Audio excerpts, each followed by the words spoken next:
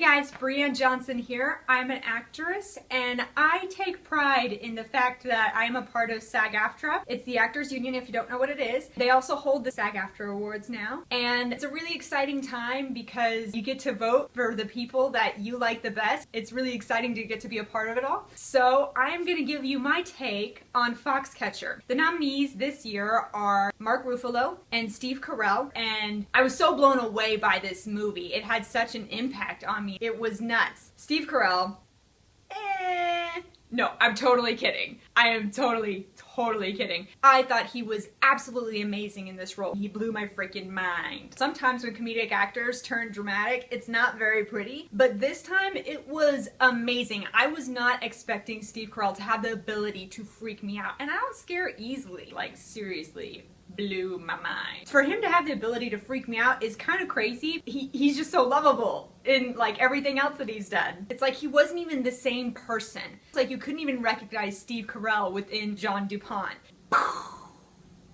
Down to the accent, down to the makeup and prosthetics, the way he looked, down to the way he walked and hunched a little bit differently than what Steve Carell does in real life, down to even the way he talked, like he would go slower on certain words and slower on certain sentences than how Steve Carell would really go. Amazing, amazing. I'm a fan. Love your work in that movie. He's definitely a competitor for my vote in my mind. Great job, Steve Carell.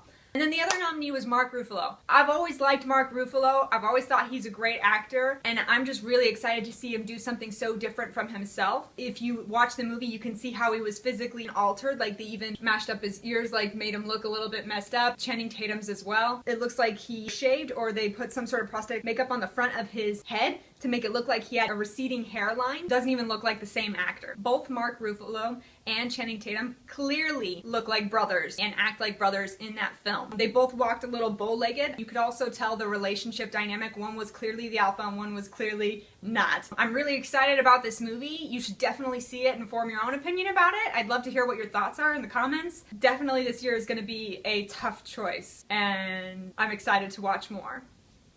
Thanks, guys.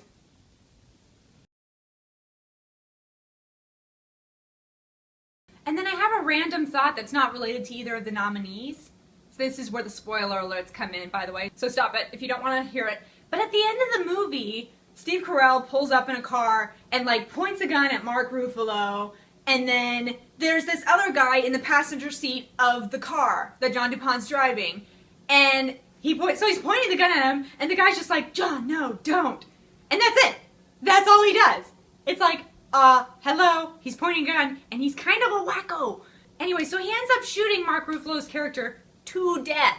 It's like, what was this guy doing right here in the passenger seat? If a guy has a gun and he's literally facing the opposite direction of you, now's the time to be a hero. What was he doing there? I really hope that's not part of the real story, because I would blame that guy for not stopping him. Like, really? You should know this guy's a little bit whack after all these things that he did in the film previously.